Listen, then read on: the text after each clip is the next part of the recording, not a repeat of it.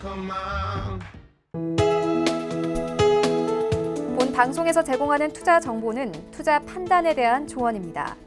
방송에서 제공하는 주식의 가치, 가격 상승 및 가격 하락에 대해서는 방송사에서 보장하지 않습니다.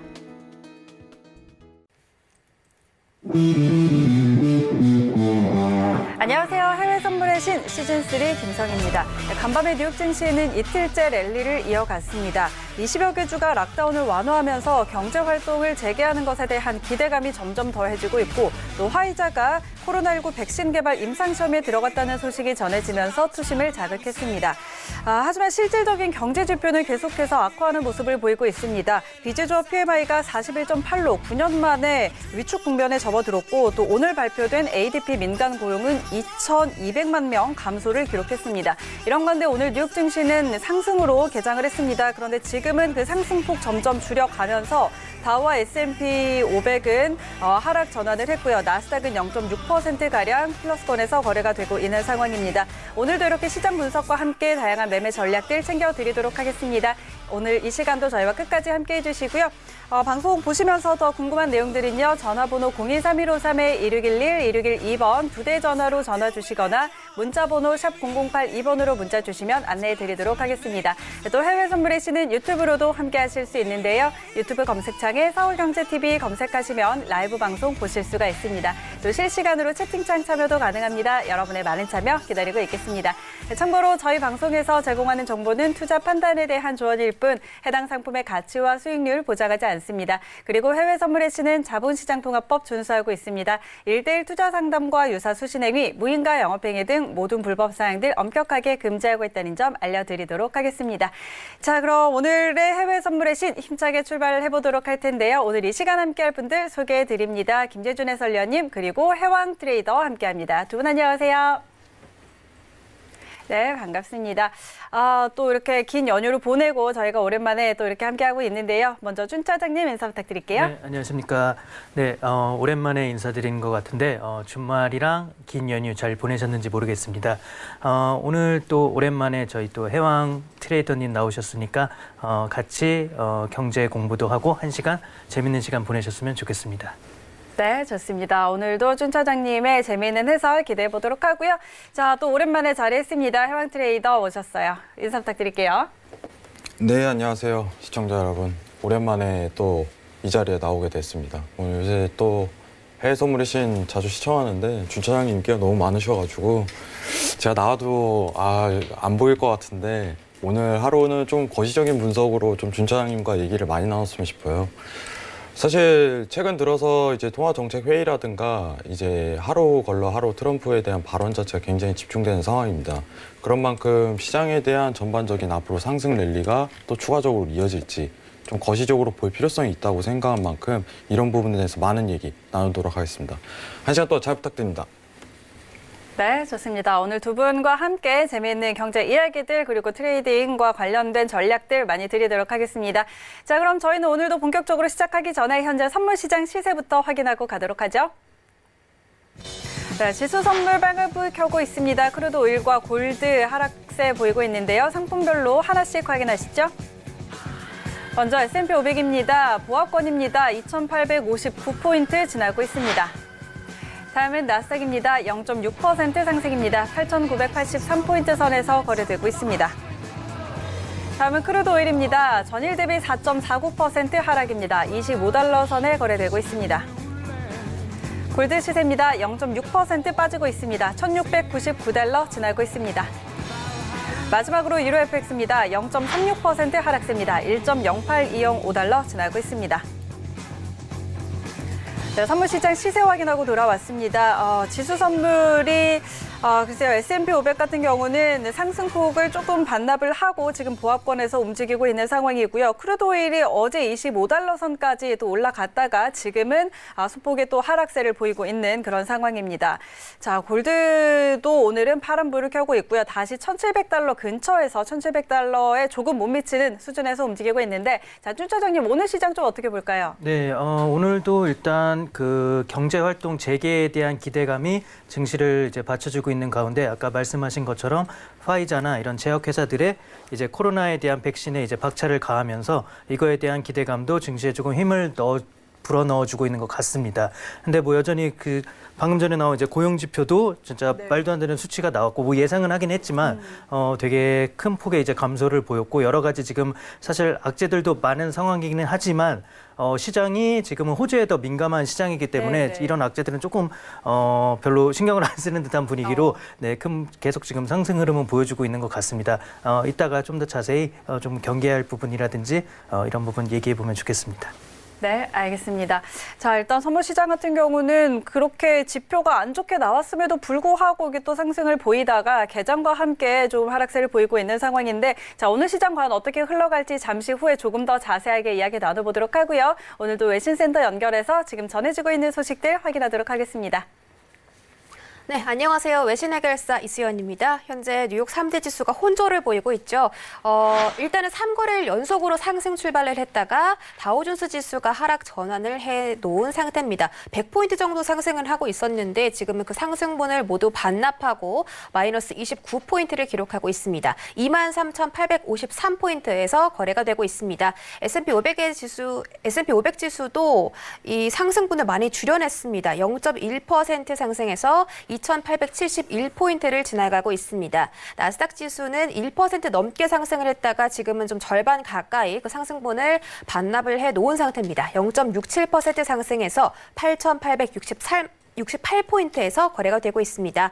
함께 뜬 속보를 보시면요. 지금 이 개인 급여가 사상 최악의 실업률 때문에 안 좋은 지표를 나왔다고 합니다. 그런데도 이 경제 재개에 대한 기대감이 더 컸기 때문에 이런 부분이 투자 심리에 긍정적인 영향을 미쳤다라고 처음에 나왔었는데 지금은 상승폭을 줄여내고 있는 상황이죠. 그리고 공룡 IT 기업들, 넷플릭스나 페이스북, 그리고 아마존, 알파벳, 애플 이런 기업들은 아직도 강세 흐름을 보여주고 있다고 합니다. 아마도 이 경제가 재개됨에 따라서 이 거대 기업들의 실적이 좀 회복되지 않을까 하는 기대가 나오고 있는 것으로 보이고요.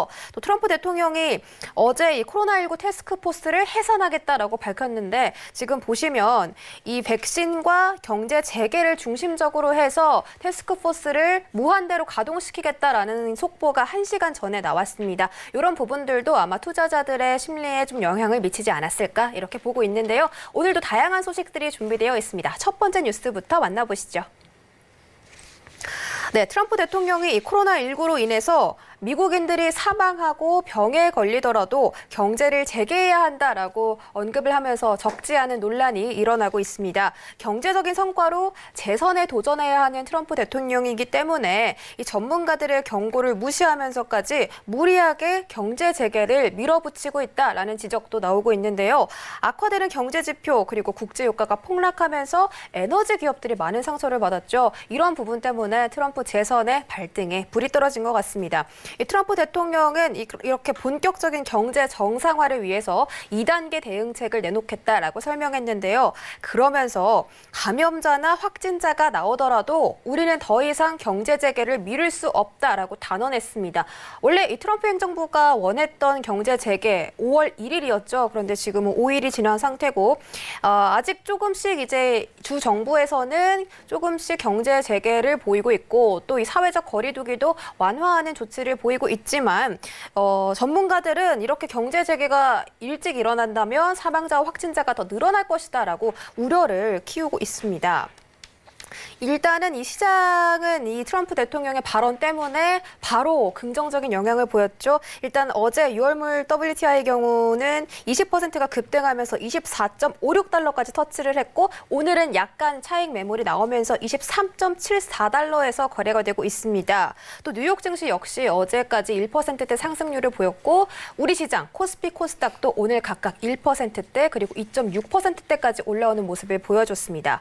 이 트럼프 대통령은 이런 이런 상황을 두고 자신의 트위터에 이제 수요가 다시 시작되면서 유가가 훌륭하게 오르고 있다라고 밝히기도 했는데요. 하지만 이 정부 정책으로 발생한 이 지방 정부들의 부채 문제에 대해서는 트럼프 행정부도 아직 걱정을 하고 있는 상태입니다. 현재 미국의 확진자 수가 120만 명을 넘어섰고 사망자는 7만 1,000명에 달하고 있습니다. 이 전문가들은 경제 재개에 따라서 앞으로 확진자와 사망자가 더 늘어날 것이다라고 걱정을 하고 있는 상황이죠. 지금 미국은 경제 재개냐 복원이냐를 두고 지금 갈등이 이어지고 있는데요. 자세한 상황은 더 지켜보도록 하겠습니다. 그럼 다음 소식도 만나보도록 하겠습니다. 연준이 약속했던 이 회사채 매입 초입기에 들어가면서 시장의 기대감이 커지고 있습니다. CNBC에 따르면 5월 초순부터 연준이 회사채 ETF 매입을 시작하겠다라고 밝혔는데요. 이런 전례 없는 조치 때문에 정급 펀드를 추적하는 이 펀드 추종자들이 굉장히 많이 늘어나고 있다고 합니다. 이 제목에도 보시면 이 펀드 자금 유입이 많이 늘어났고 또 기대감도 커지고 있다라고 나오고 있는데 신채권왕 제프리 건들랑 역시 최근에 회사채 매수자들이 연준에 엄청난 기대를 걸고 있다라면서 이 회사채 매수자들이 연준한테 물량을 비싸게 팔아 넘기기 위해 지금부터 막 움직임이 시작됐다라고 분석을 내놨습니다. 하지만 골드만삭스의 의견을 보실까요? 아무리 연준이라도 정크본드 시장을 살릴 수 없다라고 분석을 내놨습니다. 투자자들이 지금 이 정크본드 ETF 상품으로 몰려들고 있지만 연준이 완전한 안전망을 제공할 수는 없다는 거죠. 일단 이 골드만삭스는 앞으로 더 강력한 신용등급 하향 쓰나미가 일어날 수도 있다고 분석을 했습니다. 특히 이 정크본드 같이 좀 위험한 채권들은 신용등급 강등당할 가능성이 더 높다는 건데요. 연준이 이렇게 회사채 매입을 하겠다고 한 건 기업들을 살리기 위한 목적이었는데 이렇게 정크본드 ETF 상품들을 추종하다가 2차적인 피해가 나오지 않기를 바라야겠습니다. 다음 소식도 함께 살펴보도록 하겠습니다.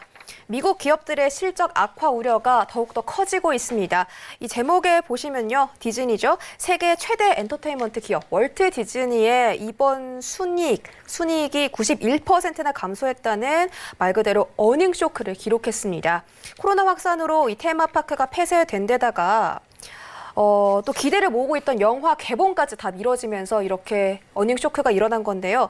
디즈니뿐만이 아니라 코로나 충격에 휘청이고 있는 많은 기업들을 연달아서 발생하면서 악화 우려가 더욱더 커지고 있습니다.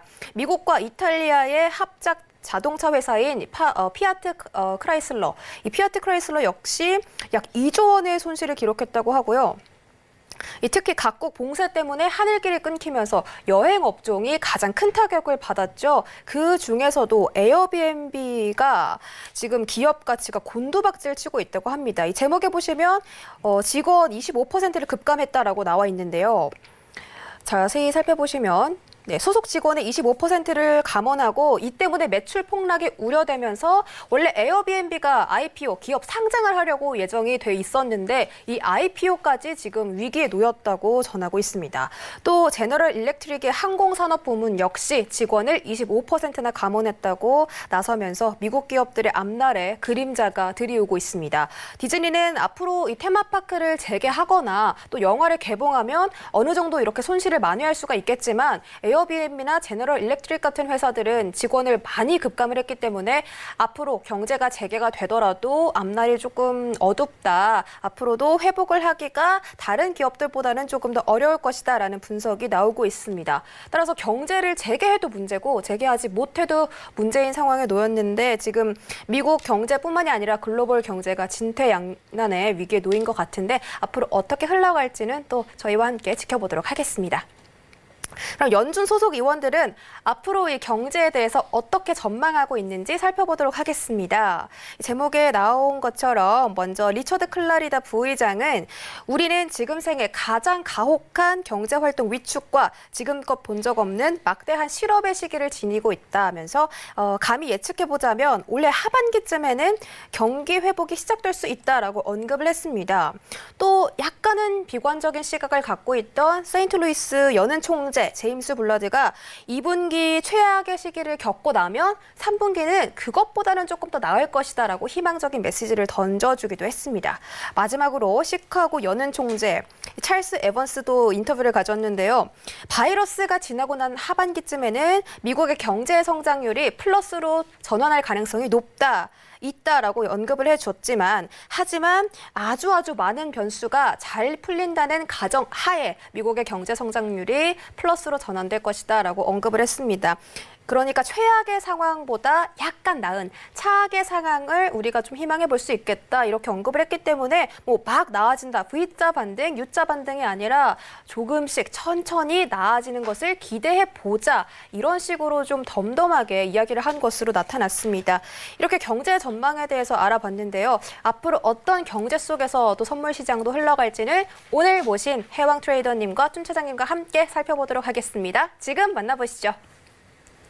네, 글로벌 경제 이슈 확인하고 돌아왔습니다. 자, 오늘 오랜만에 나온 해왕 트레이더 그리고 춘 차장님과 함께 바로 트레이딩 타임 진행하도록 하겠습니다. 자, 오늘도 지수 선물 먼저 살펴보도록 하죠. S&P 500이 지금 일단 경제 재개 기대감에 대해서 좀 많이 시장이 기대를 하고 있습니다. 이 실물 경제의 악화가 계속 확인이 되고 있지만 증시는 계속 끌어올려지는 모습인데요. 자, 현재는 일본 기준으로 전일 대비 0.1% 올려세우고 있는 상황인데 현재 구간에서 우리 두 분은 어떤 방향 보고 있는지 확인해 보도록 하겠습니다. 업앤다운 들어주시죠. 하나, 둘, 셋. 두 분 다 매수 의견 주셨습니다. 일단 개장과 함께 지금 지수 선물 S&P 같은 경우는 좀 빠지고 있는 모습인데 이런 상황에서 둘 다 매수를 주셨거든요. 일단 해왕 트레이더 전략 먼저 확인하죠. 네, 일단은 나스닥 기준으로 좀 살펴보도록 하겠습니다. 사실 제가 굉장히 오랜만에 나왔는데 증시 자체가 굉장히 이상현상이 굉장히 많았어요, 그간에. 그래서 이 부분을 좀 설명하면서 여러분들한테 들어가는 게 맞을 것 같고, 자, 최근 사실 여러분들이 제일 궁금한 것 자체가 미증시에 대한 공포가 다시 한번 휩싸일까 이 부분에 대해서 굉장히 의아함이 많을 것 같아요. 근데 저는 과감하게 좀 얘기 드리자면은 대선 이후에 나타날 가능성이 좀 굉장히 높다. 이 부분을 먼저 첫 번째로 염두를 해두고 싶어요. 지금 보시는 이제 최근 2020년도에 대한 저가, 굉장히 낮은 단가지만 친천 라인에 대한 이탈 자체가 이루어질 시 유례 없는 사상에 대한 폭락 자체가 이루어질 가능성이 굉장히 높다고 판단을 합니다. 근데 지금 국면에서는 일어나지 않을 가능성이 굉장히 높아요.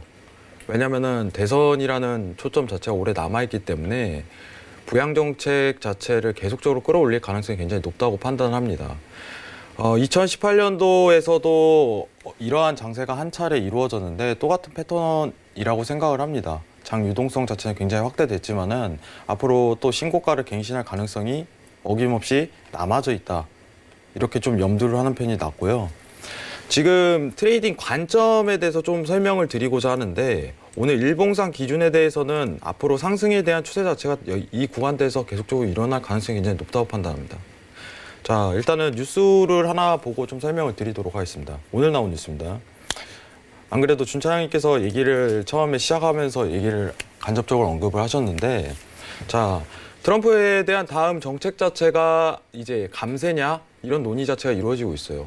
근데 여러분들이 좀 포커스를 맞춰야 될 거는 지금 감세를 하냐 뭘 하냐 이런 부분에 대한 포커스가 아니라 부양정책을 계속적으로 시도한다는 데 좀 포커스를 굉장히 담아야 된다고 생각을 합니다.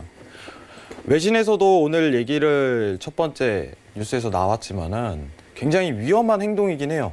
사실상 지금 상황에서 돈을 마구잡이로 푸는 거예요. 어떻게든 증시를 끌어올리기 위해서. 근데 이 효과 자체가 이루어질 가능성은 굉장히 높다고 판단합니다. 뭐 추후에 무너지겠죠. 이런 쌓아놓은 피라미드 자체가 한번 무너지기 시작하면은 계속적으로 무너질 가능성이 굉장히 높습니다. 근데 지금 상황에서는 무너지진 않아요. 왜냐? 이 정책 자체를 앞으로 계속적으로 순차적으로 꺼낼 거기 때문에 대선 전까지. 그럼 지금 이 시청자분들이 좀 볼 수 있는 패턴 자체는 스펜에 대한 이탈 자체가 일봉상으로 이루어졌고 그 다음에 계속적으로 상승에 대한 추세 자체가 이루어질 가능성이 굉장히 높다는 거를 먼저 염두하면서 미 증시에 대한 관점 자체 이어가기를 좀 지향을 해야 돼요. 그럼 단가 자체를 먼저 측정을 하면은 일봉상 기준으로 본다면은 아직 단가 자체를 매수를 노리기에는 아쉬움이 굉장히 많이 있습니다. 며칠 기다리면은 좋은 자리가 나올 가능성이 굉장히 높아요. 원래 이제 트레이딩이라는 것 자체가 이제 중장기 관점으로 가져가시는 분도 꽤나 있어요. 그렇기 때문에 일봉에 대한 관점 자체를 보신다면은 저는 이제 8,200선까지는 좀 웨이팅 해야 된다고 보고 있습니다. 8,200에서 8,500선. 이 기준선 위치값까지는 좀 웨이팅을 하고 그때 매수를 재반등을 노리는 그 구간 자체를 기다려야 된다고 보고 있고요.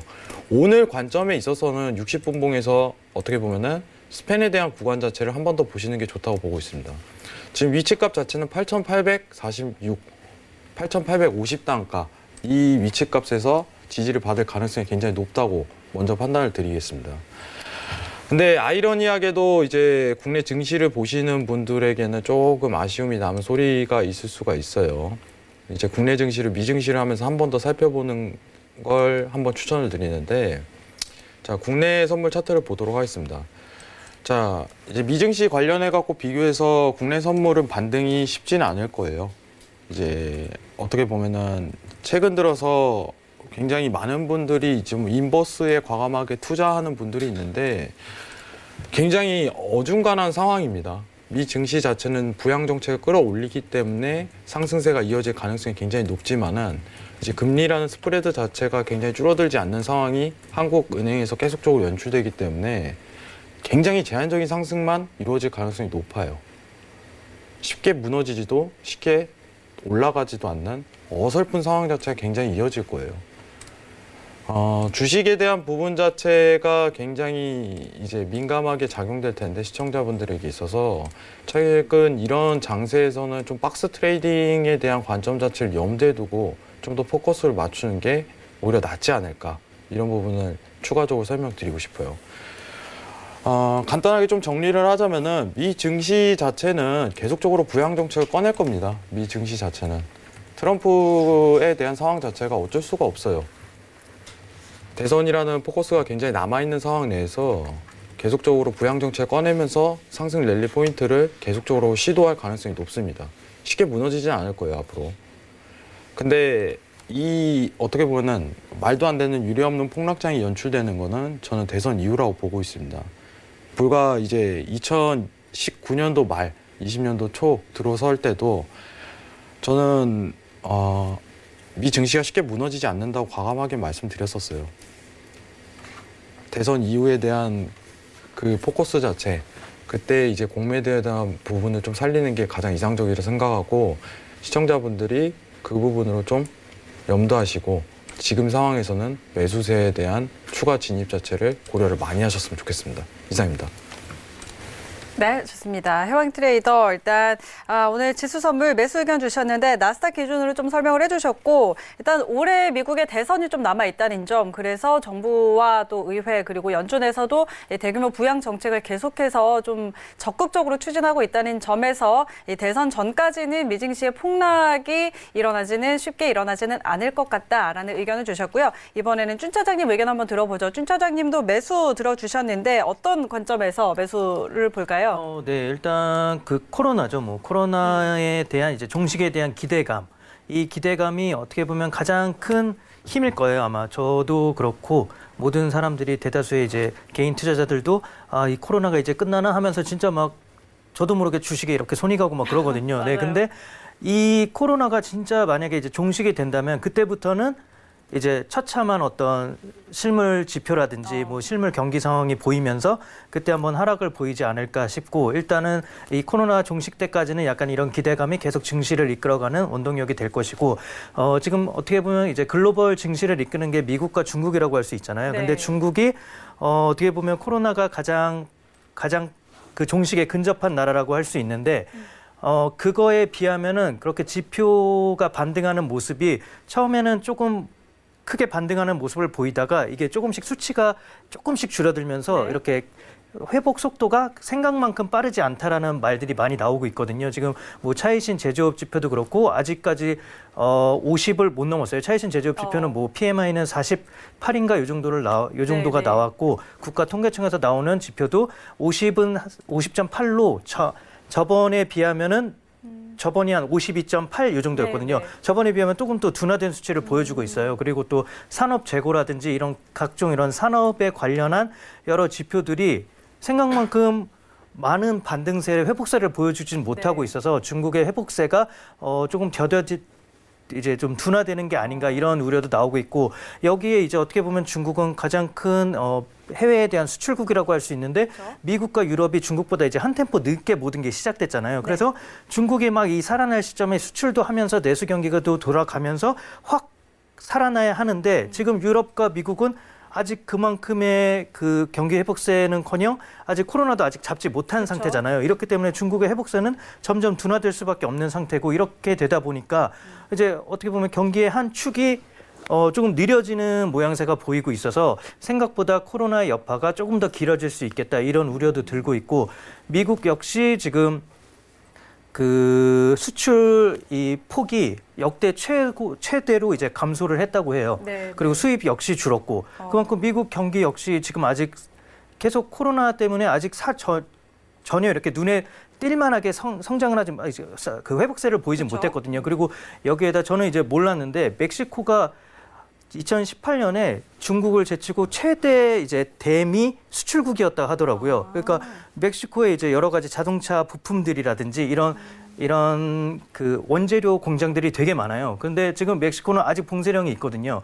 그래서 미국이 아무리 지금 트럼프가 계속 경기 재개를 한다고 막 선포를 하고 뭐 이렇게 사람들이 죽어 나가는 것보다 경기를 먼저 이렇게 여는 게 더 먼저다 뭐 이런 식으로 해서 비난도 많이 받고 있는데 미국이 열어봤자 지금 멕시코에서 부품들이 조달이 와야지 미국의 이런 공장들이 돌아가기 때문에 지금 그래서 여러 미국의 이제 CEO들이 멕시코 정부에다 탄원서를 냈다고 하더라고요. 미국 경기에 이렇게 재개의 속도에 맞춰서 조금 멕시코도 조금 열어줘야 되지 않겠냐 이런 식으로 탄원서도 냈다고 하는데 그 정도로 멕시코는 아직 잡히질 않았기 때문에 미국 역시 어떻게 보면 이런 회복세가 둔화될 수밖에 없는 요소고 지금은 이렇게 증시 자체가 약간 코로나에 대한 이제 종식에 대한 기대감으로 뭐 이런 뭐 제약회사들의 백신에 대한 기대감으로 계속 가파른 상승세를 보이고 있는데 코로나가 만약 잡혔다 해서 그때부터 이제 공장이 돌아간다고 치면은 우리가 생각하는 것만큼 경기 실질 경기, 실질 지표라든지 이제 실물 경기가 저희가 기대했던 것만큼은 빠른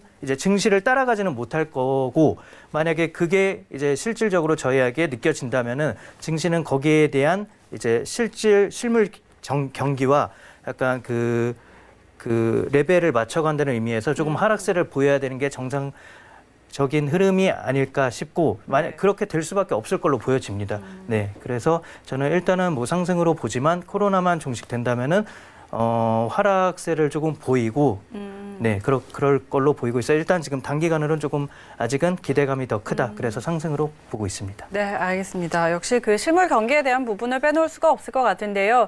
지표들은 사실 굉장히 좀 안 좋게 발표가 되고 있습니다. 그리고 말씀하셨던 것처럼 중국 측도 역시 회복이 되고 있지만 아직 완전하게 좀 안정이 됐다고는 볼 수 없을 것 같다라는 의견까지 좀 덧붙여 주셨고요. 하지만 지금 상황에서는 백신 개발이라든지 이런 치료제 관련한 기대감이 조금 더 큰 상황 그리고 경제 재개에 대한 기대감이 증시를 계속해서 끌어올리고 있기 때문에 단기적으로는 지금 상방을 볼 수 있겠다라고 정리해 보도록 하겠습니다. 자, 지수 선물은 두 분 모두 매수 의견 드렸다는 점 확인을 해드리고 저희는 크루드 오일로 넘어가 보도록 하겠습니다. 오일이 오늘 25달러까지 찍었다가 지금은 또 다시 좀 하락세를 보이고 있습니다. 23달러 선에 현재 움직이고 있는데요. 자, 일단 두 분의 방향 먼저 확인해 보도록 하겠습니다. 업앤다운 들어주시죠. 하나, 둘, 셋. 오일도 두 분 모두 매수 의견을 주셨네요. 자, 알겠습니다. 일단 20달러 위까지는 그래도 이제 좀 올라와 주는 것 같은데 과연 이제 이 회복세가 좀 앞으로 계속해서 이어질 수 있을지 이번에는 추 차장님 의견 먼저 확인할게요. 네, 지금 오늘에 이제 하락하는 거는 지금 계속 지난주도 그렇고 월요일도 그렇고 계속 큰 폭의 상승 장세를 보여왔기 때문에 이거에 대한 차익 매물이 그냥 잠깐 나왔다고 할 수 있을 것 같고 지금 가격대 자체가 워낙 저가격대라 지금 적정 레벨보다도 저는 적정 레벨이 한 40에서 50 정도로 보는 게 지금 맞다고 보거든요. 그리고 제가 하나를 이제 보여드리면은 이게 지금 뭐 골드만삭스의 전 CEO가 원유를 트레이딩할 때 참고하는 거라고 하는데 그분은 이걸로 많은 수익을 받더라고 하더라고요. 그래서 이거를 그냥 참고로 제가 보여드리는 건데 이 파란색이 이제 저희 그냥 이제 원유 선물 네. 이제 지금 뭐 예를 들어 유월물 선물 가격이라고 보면은 이 검은 선은 이 유월물 가격과 5년 후 5년물 그러니까 엄청 원월물인 거죠. 네. 원월물과의 이제 가격 차이가 이제 검은색 스프레드 이제 검은색인데 이 검은색의 고점이 갔을 때 원유 가격을 저점으로 이제 판단한다 그러더라고요. 네, 그래서 지금이 근데 거의 2009년도에 비교하면은 지금이 거의 그 정도 레벨이에요. 그래서 이 스프레드와 원유 가격을 이제 반비례 관계라고 보시면 되는데 네. 지금 이 스프레드가 워낙 가파르게 올라온 감이 있어서 지금 보시면 원유 가격도 좀 많이 내려와 있고 네. 그래서 이 괴리가 맞춰질 거다. 그래서 이게 지금은 저점으로 본다고 하더라고요. 네, 근데 이것도 아마 그냥 참고하시면 좋을 것 같고 그냥 저도 지금 이제 공장이 이제 재개가 되고 있잖아요. 그래서 어쩔 수 없이 원유 수요는 살아날 수밖에 없다고 보기 때문에 네.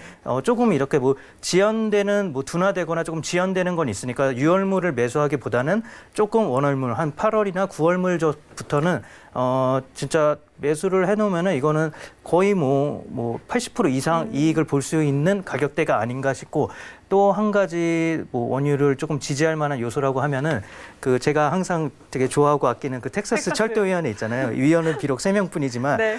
그쪽에서 또 그렇게 그래도 3명뿐이긴 하지만 유일하게 그런 권한이 있는 기구예요. 그리고 텍사스 자체가 미국 생산량의 40%를 차지하고 있거든요. 그러니까 세 명, 한 명이 엄청난 지금 권한을 가지고 있는데 이 세 명이 지금 생각해낸 게 원유 저장고가 지금 뭐 꽉 차 있으니까 네. 지하 쪽으로 이제 조금 어떻게 저장을 할 수 있나 하는 이런 묘수를 또 이렇게 생각한다고 하더라고요. 네. 근데 이제 환경단체나 그런 데서 지하에다 이제 이걸 하게 되면 이제 지하수가 오염될 수밖에 없는 그런 게 있기 때문에 이거를 뭐 인공소금이나 이런 걸로 좀 막거나 이런 또 여러 또 부가적인 또 뭐 이런 게 필요하긴 한데 일단 그쪽에서 또 이런 또 재밌는 아이디어가 하나 나와서 이거를 진짜 실제적으로 논의하고 있다고 또 하더라고요. 이게 저번 또 감산 논의처럼 흐지부지해질 수는 있겠지만 그래도 일단 이게 만약에 희박하긴 하지만 만약에 조금이라도 어떻게 진짜 실행을 하게 된다면 엄청 큰 또 저장 탱크가 하나 생기는 거니까 이건 또 원유 공장이 재개될 때까지 많은 시간을 또 벌어줄 수 있는 요소기 때문에 이것도 한번 참고하시면 좋을 것 같고 저는 그냥 지금 원유 자체가 펀더멘탈적으로 상당히 저가격대고 지금 공장 재개를 막 하는 시점이기 때문에 공장이 결국은 돌아갈 수밖에 없는 시점이기 때문에 네. 원유는 한 2, 3개월 텀으로 조금 원월물 쪽으로 해서 매수해 보면 좀 괜찮지 않을까 네, 그렇게 생각합니다. 알겠습니다. 자, 일단 유가는 마찬가지로 매수 의견을 주셨고요. 말씀하셨던 것처럼 텍사스 철도위원회 측에서 더 이제 저장 공간을 늘릴 수 있을 만한 방법을 좀 연구를 하고 있다. 이 부분이 실현이 될지는 사실 잘 모르겠지만 이런 것도 어느 정도 희망적인 부분인 것 같기도 하고요. 또 이제 공장들을 좀 재개를 하고 있으니까 그동안 막혔던 수요 부분이 조금 뚫리게 되겠죠. 이런 부분들에 좀 힘을 입어서 매수 쪽으로 봐도 좋겠다라는 의견 주셨고 이번에는 해왕 트레이더 좀 차트적인 기술적인 부분 한번 들어보죠. 일단 차트 보기 전에 저도 좀 이슈적인 부분을 좀 먼저 담았으면 싶은데 네. 사실 저는 이제 조금 매수지만 조금 다른 의견이에요, 사실. 네. 무슨 뜻이냐면은 저는 당분간은 $40에 대한 돌파 자체가 굉장히 힘들 것이다 이렇게 판단을 합니다. 지금 상황에서는. 지금 사실 이제 유가가 무너진 이유에 대해서 원초적인 질문을 먼저 찾는 게 굉장히 중요하다고 생각을 해요. 지금 상황 내에서는 사실 이제 미국과 이제 오펙 간의 이제 치킨 게임이 제대로 시작됐는데 아직 끝나지는 않았습니다. 상황 자체가. 지금 이제 사우디 측에서 이제 마진 자체가 $17로 판단하고 있어요. $17. $17를 또 두세 차례를 위협할 가능성이 굉장히 높은 상황입니다. 언제든지 연출할 가능성이 있고. 시청자분들도 유가 자체가 굉장히 위험하다는 건 아실 거예요. 지난번에 한번 이제 어떤 분이랑 제가 전화 통화를 했는데 캐치콜 당했는데 지금 어떻게 해야 되냐 이런 얘기가 좀 와갔어요. 역사상 유례없는 사건 자체가 유가에서 터진 만큼 굉장히 리스크가 굉장히 큰 상품이에요. 솔직하게 얘기 드리겠습니다. 굉장히 위험한 상품입니다. 지금 유가는. 유가에 대한 투자 자체를 하실 때는 이제 매수에 대한 단가 자체를 저는 10에다 다시 잡으라고 좀 얘기를 드리고 싶어요. 야, 10이 다시 오겠어? 올 가능성이 굉장히 높습니다. 그때 매수 보세요. 차라리 중장기로 끌고 갈 거면. 지금 유가 자체가 다시 이제 저는 올 거라고 생각을 해요. 사실 40에서 50선까지 다시 올라갈 가능성이 굉장히 크다고 생각을 하지만은 어떤 시장에 대한 상황 자체, 이제 오펙과의 화해 관계 모드 자체를 트럼프가 좀 연출을 해야지 그 가능성이 발현이 되지, 그 사이가 연출되기 전까지는 35달러에 대한 돌파 자체도 굉장히 힘들다고 생각을 해요. 단순히 지금 간단하게 본다면은 이 박스 랠리 구간 내에서 단순한 상하단에 대한 박스장이 움직일 가능성이 굉장히 높다고 판단합니다. 지금 현 단간에 지금 유가 자체가 6월물 기준 24달러에 위치하고 있는데 그 상황 내에서 매수라는 뜻이지 앞으로 이게 40을 찍고 나갈 것이다 뭐 이런 뉘앙스는 절대 풍기진 않습니다, 저는.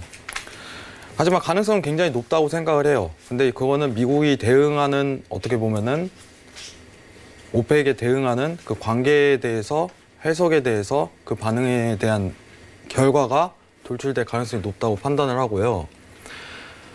일단은 여러분들이 좀 아셔야 돼요. 그 미국이란 나라는 프라이드가 굉장히 강한 나라입니다. 여태까지 져본 적이 없어요. 오펙과의 싸움에서도 지지 않으려고 노력을 할 겁니다. 이대로 어떻게 보면 유가 자체가 상승 랠리를 뽑는다면은 또 한 번 어떻게 보면 하락에 대한 연출 자체를 또 한 번 나타날 가능성은 언제든지 돼요. 감산이라는 것 자체가 이제는 효력이 없습니다. 국제 유가에 대한 가격 상승 요인 중에는. 그러면은 앞으로 이제 35에서 10 사이에 대한 박스 랠리 구간을 계속적으로 이끌 가능성이 높아요. 그 구간 내에서 지금은 상승에 대한 포인트 자체다, 이런 부분을 보는 거는 지금 추세 자체가 저는 개인적으로 30달러까지는 도달할 가능성이 굉장히 높고 30에서 한 번에 대한 저항대를 맞을 가능성이 높다고 판단을 합니다. 유가에 대한 투자 자체가 굉장히 어렵습니다. 저는 이제 어떻게 보면은 지금 가장 어떻게 투자를 좀 깊이 해야 될 상품 자체가 무엇이냐 이렇게 판단한다면 전 유가라고 좀 얘기를 드리고 싶어요, 과감하게. 유동성이 굉장히 크고 장에 대한 추세 자체, 그리고 최근 드러났던 시황 자체를 본다면은 변수가 언제 나올지 몰라요. 상황 자체가 굉장히 위험을 품고 있는 겁니다. 시청자분들 꼭 인지하셔야 돼요. 최근 나왔던 시황 자체를 조금 브리핑을 하고 싶지만은 유가 관련해 갖고는 좀 긴 얘기를 해야 되기 때문에 시간이 되시는 분들에게 있어서는 무료 카톡방이 있으니 이 부분으로 와갖고 자세한 얘기를 한번 나눴으면 좋겠습니다. 이상입니다. 네, 알겠습니다. 오일과 관련한 이야기 나눠봤고요. 조금 전에 이제 EIA 원유 재고가 발표가 됐습니다. 주간 원유 재고 예상치는 775만 배럴 증가였는데 발표된 것은 459만 배럴 증가로 예상치보다는 하회했다는 점 한번 확인해 드리도록 하겠습니다. 원유 재고 발표하면서 유가는 조금 더 상승을 해서 24달러 선까지 올라와 있는 상황이고요. 저희는 여기까지 한번 정리해 보도록 하고 다시 한번 외신센터 연결해서 속보 전해 듣고 돌아오도록 하겠습니다. 네, 한창 오일 이야기가 진행되고 있었는데요. 먼저 이 오일이 지금 왜 하락 전환을 했는지에 대한 기사가 떠올라서 알려드리고 싶어서 이렇게 준비를 해봤습니다. 먼저 일단은 이 오일에 대한 상승이 5일 연속 이어지고 있었다가 오늘 하락 전환을 했는데 공급 과잉 우려 때문에 5일간의 상승을 끝내고 하락 전환했다라는 기사가 올라오고 있습니다. 어제부터 오늘까지 WTI 최고가 26.08달러 그리고 최저치가 22.58달러 이 밴드에서 거래가 되고 있었고 브렌트유 역시 29.99달러까지 올라왔다가 네, 현재는 30.22달러까지 올라오면서 지금 하락폭을 줄여내고 있습니다. 아마도 이 원유 재고가 지금 시장에 영향을 미치고 있는 것 같은데요. 먼저 에너지투자은행의 애널리스트들은 최근에 유가 랠리가 좀 가격이 너무 높게 형성되어 있는 것 같다. 그 이유는 현재 원유 재고 그리고 감산까지 논의되고 있는 상태이기 때문에 지금의 랠리는 약간 가격이 좀 높게 정산되고 있지 않나라는 의견을 제시하기도 했고요.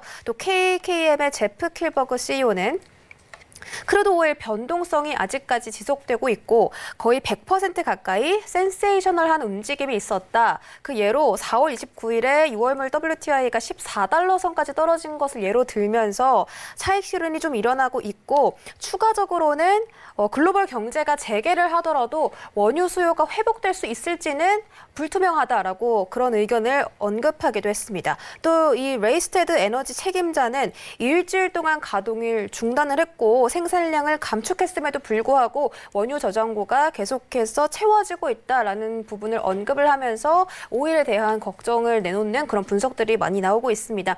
그런데 지금 이 700만 배럴까지 원유 재고가 있을 것이다라는 예상과는 달리 지금 또 400만 배럴대의 원유 재고가 발표가 되었기 때문에 이런 부분들이 크루드 오일 그리고 브렌트유 시장에서도 조금 긍정적인 영향을 미치고 있는 것 같습니다. 하지만 정리를 해드리자면 아직까지는 아직 안심을 할 수 있는 상태는 아니라는 것이다. 전문가들은 이런 의견들을 내놓고 있다라는 점 참고하시면서 오일 거래하시면 되겠습니다. 여기까지 속보 전해드렸습니다. 네, 좋습니다. 유가와 관련한 소식 다시 한번 전해 듣고 돌아왔고요. 아까 원유 재고 발표하면서 순간적으로 24달러 선 위로 뛰었다가 지금은 다시 원 위치로 좀 돌아온 상황입니다. 한번 확인을 해드리고요. 저희는 골드로 넘어가 보도록 하겠습니다. 자, 골드가 1,700달러 아래로 지금 내려와 있습니다. 코로나19가 좀 잠잠해지나 하는 기대감을 가지면서 이제 안전자산의 의로서의 골드가 좀 약세를 보이고 있는 상황인 것 같은데요. 자, 현재 구간에서 우리 두 분의 방향 확인해 보도록 하겠습니다. 업앤다운 들어주시죠. 하나, 둘, 셋.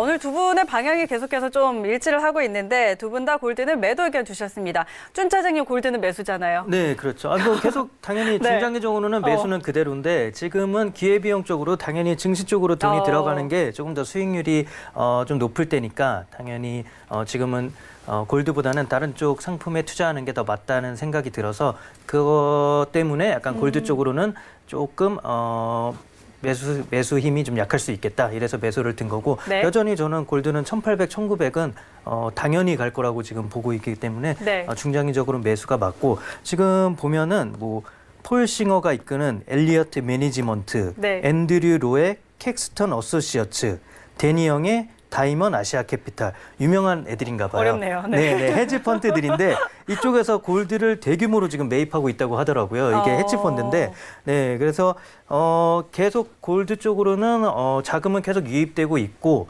하지만 이런 뭐 코로나에 대한 기대감으로 인한 지수의 큰 상승 흐름에 의해서 약간 기회비용 쪽으로 약간의 뭐 차익 매물과 조금 자금에 유입되는 힘이 조금 약해질 수는 있어도 여전히 골드는 매력적이다 이렇게 그냥 말씀을 드리겠고 지금 조금 안 좋은 뭐 그런 것도 있죠. 제가 뭐 계속 몇 번이나 말씀드렸는데 뭐 인도 쪽에 네, 소비가 네. 지금 급감을 했고 중국 쪽도 전에 비하면은 뭐 지금 조금씩 살아나고 있다고는 하지만 아직도 매우 위축된 상태이고 특히 지금 러시아를 비롯해서 또 몇몇의 중앙은행들이 이게 자세히 나오진 않았더라고요. 그래서 몇몇의 중앙은행들이 금매입은 당분간 중단하겠다고 지금 4월 달에 선언을 한 게 있기 때문에 수요 쪽으로 약간의 힘이 조금 빠진 감은 있어요. 그래서 1,900을 가기까지는 전보다는 조금 시간이 걸릴 수는 있겠다. 그냥 네. 이렇게 말씀드리겠고 지금은 일단 코로나에 대한 기대감으로 당분간은 조금 힘을 못 쓰는 장세가 이어질 수는 있겠으나 중장기적으로 투자하시는 분들은 지금이 매수의 타이밍일 수도 있다. 네, 이렇게 말씀드리겠습니다.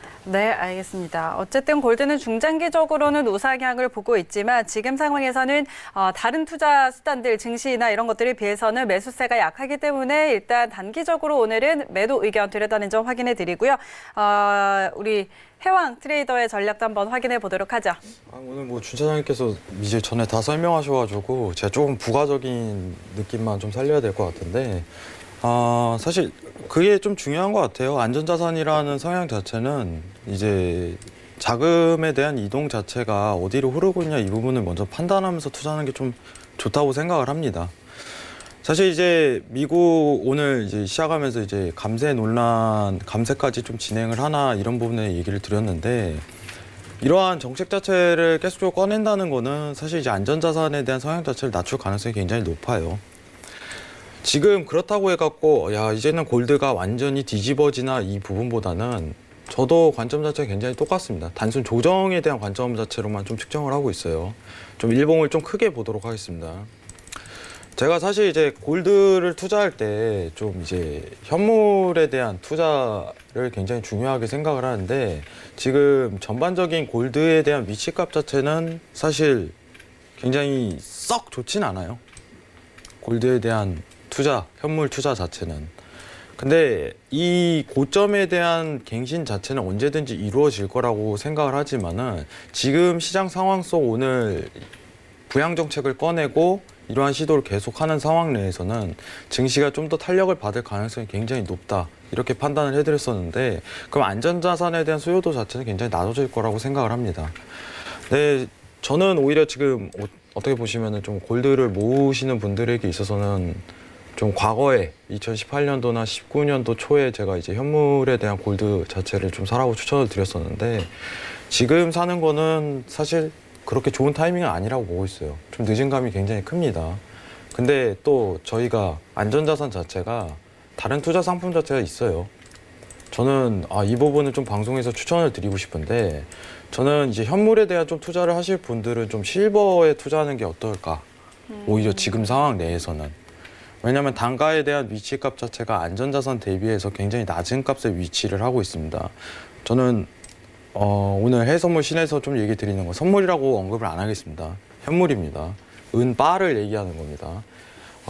이제 유례 없는 사상, 이제 해지에 대한 자기 자산에 대한 보유를 하고 싶은 분들은 오히려 저는 실버 바에 대한 부분에 대한 투자 자체를 지금 과감하게 좀 선택하시는 거는 나쁘지 않은 투자라고 생각을 합니다. 조금씩 그 좀 은계를 모으는 이런 습관 자체를 기르시면은 좋은 어떻게 보면은 이제 장기적인 안정적인 투자 자체를 이끌 거라고 생각합니다. 이상입니다. 알겠습니다. 자, 일단 골드와 관련해서 좀 이야기를 해주셨고, 또 우리가 뭐 자산을 구성하는 포트폴리오를 구성할 때 이제 실물 자산으로서의 은에 대해서도 좀 추천을 해주셨는데, 이제 실물 은, 뭐 해지 수단으로서 지금 또 골드에 비해서 많이 가격이 올라가 있지 않은 상태이기 때문에 이런 부분까지도 한번 들어보면 좋을 것 같습니다. 자, 골드 여기까지 정리 한번 해보도록 하고요. 저희는 유로로 또 넘어가서 짚어보도록 하죠. 네, 유로 일봉상으로 지금 0.5%가량 내려가고 있는 상황입니다. 1.08선 지나고 있는데요. 자, 유로와 같은 경우는 일단 뭐 미국과 중국의 갈등이 좀 지속되고 있다. 그런 부분도 있고 달러 인덱스가 계속 좀 위로 올라가고 있죠. 이런 상황에서 유로 파란불 켜고 있는데 현재 구간에서 두 분의 방향 확인해 보도록 하겠습니다. 업앤다운 들어주시죠. 하나, 둘, 셋. 이번에도 뭐 일치를 했네요. 유로도 매도 의견 주셨는데 일단 주 차장님, 네, 네. 유로 어떻게 볼까요? 일단은 지금 달러가 강세로 갈 수 있는 여러 가지 지금 원인들이 좀 몇 개 있기 때문에 네. 언제든지 지금 달러가 강달러로 갑자기 이제 좀 갈 수가 있거든요. 그쵸. 뭐 지금도 강달러긴 하지만 네.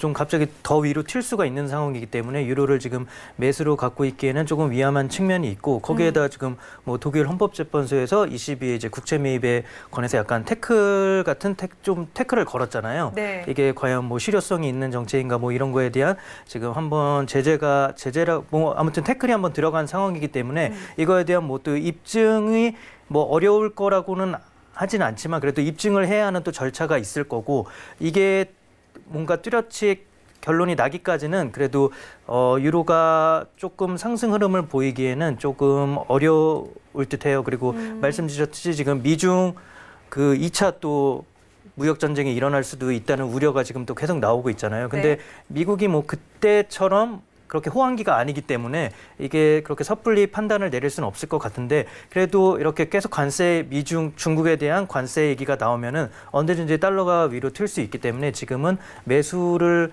갈 확률보다는 매도로 그러니까 하락할 확률이 더 많기 때문에 네, 매도로 들었습니다.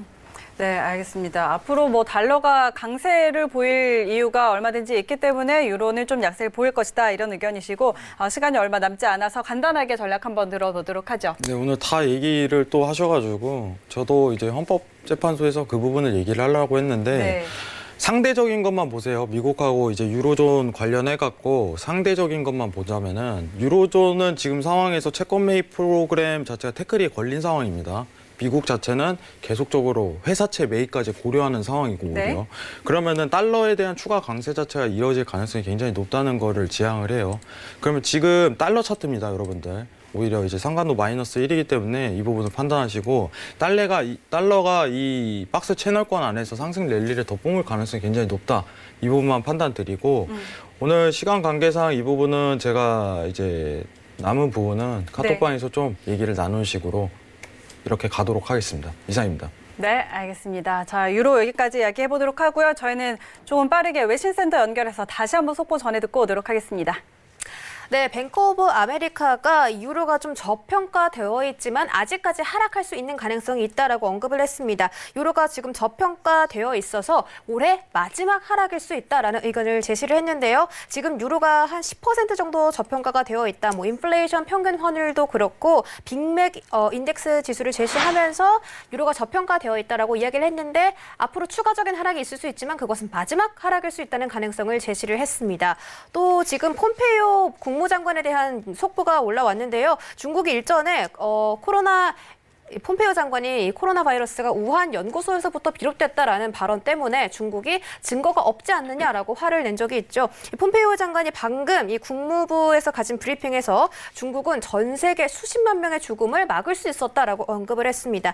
양국의 기싸움이 계속해서 이렇게 이어지고 있는 가운데 폼페이오 장관이 하루가 멀다 하고 중국 책임론을 거듭 제시하고 있습니다. 앞으로 미중 무역 갈등 그리고 이런 감정적인 싸움이 어떻게 시장에 영향을 미칠지 지켜보시는 게 좋겠습니다. 여기까지 속보 전해드렸습니다.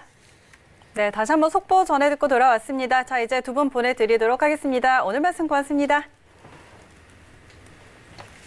네, 오늘도 이렇게 바쁘게 빠르게 전해드렸는데요. 참고로 저희 방송에서 전해드리는 정보는 투자 판단에 대한 조언일 뿐 해당 상품의 가치와 수익률 보장하지 않는다는 점 다시 한번 알려드리도록 하겠습니다. 오늘 내용은 여기까지고요. 저희는 내일 다시 돌아올게요. 고맙습니다. From far away, but you always knew that you'd be the one to work while they all play. And you. 본 방송에서 제공하는 투자 정보는 투자 판단에 대한 조언입니다. 방송에서 제공하는 주식의 가치, 가격 상승 및 가격 하락에 대해서는 방송사에서 보장하지 않습니다.